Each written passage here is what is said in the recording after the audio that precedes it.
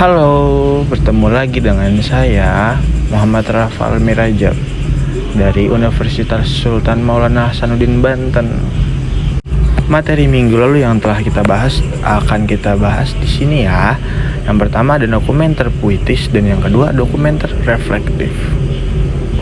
Pokok pembahasan yang pertama adalah pengertian film dokumenter, yang kedua gaya dokumenter puitis, dan yang ketiga gaya dokumenter reflektif.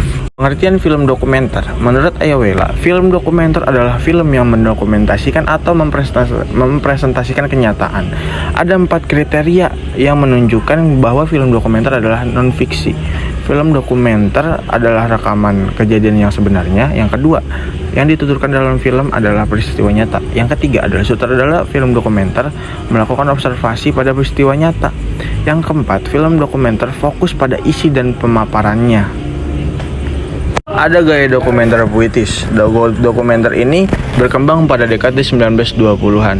Beriringan dengan percobaan pada dunia sinema, ada 3 elemen utama, yaitu karakter yang sadar diri dan punya aspirasi mengubah hidupnya. Yang kedua, hubungan sebab akibat dalam pencitraan. Yang ketiga, kesatuan ruang dan waktu dalam editing. Perhatikan bahwa pada masa itu belum ada perbedaan yang tegas antara film fiksi dan film dokumenter. Bahkan istilah film dokumenter belum dikenal. Dokumenter puitis melawan 3 elemen dalam film Hollywood di atas. Ia mengorbankan editing yang berkesinambungan dan mengutamakan pada asosiasi atau ritme ketimbang keutuhan cerita yang berdasarkan satu karakter. Jenis dokumenter puitis menyajikan kemungkinan-kemungkinan baru dalam hal menyampaikan informasi. Menurut Nicholas, poin menarik dari film dokumenter puitik ini adalah ia pada penekanannya kualitas nada atau ritme penyampaian pesannya secara deskriptif. Contoh dari film dokumenter puitis yaitu garapan Loris Evans yang berjudul Regent pada tahun 1929 dan menitik beratkan pada kesan puitis dari turunnya butiran air hujan di kota Amsterdam. Kesan ini dimunculkan dari ritme asosiasi dalam hal-hal implisit lainnya, ketimbang lewat cerita dan dialog yang eksplisit. Gaya dokumenter reflektif. Gaya dokumenter ini tipe pemaparan yang sangat jarang ditemui karena menjadi fokus utama adalah penuturan proses pembuatan syuting film ketimbang menampilkan keberadaan subjek atau karakter dalam film itu sendiri. Menurut Nichols, jenis dokumenter ini memiliki poin menarik pada penekanannya untuk memerhatikan asumsi yang pembuat film ingin sampaikan.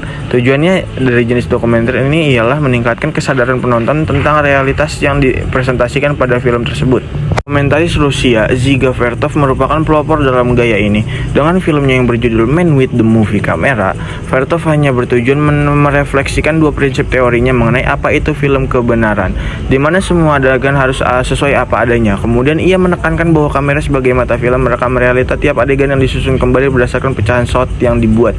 Gaya refleksi lebih jauh daripada interaktif karena fokus utama adalah menuturkan proses pembuatan syuting film ketimbang menampilkan keberadaan subjek.